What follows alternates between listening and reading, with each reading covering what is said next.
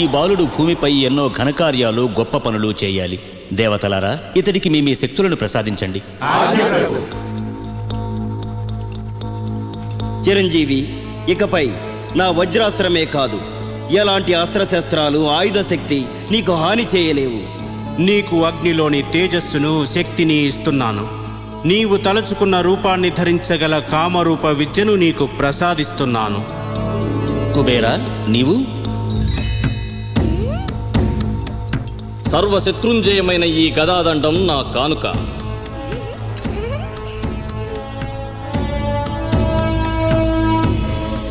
పవనపుత్ర హనుమ, నా బ్రహ్మ విద్యను నీ కొసగుతున్నాను.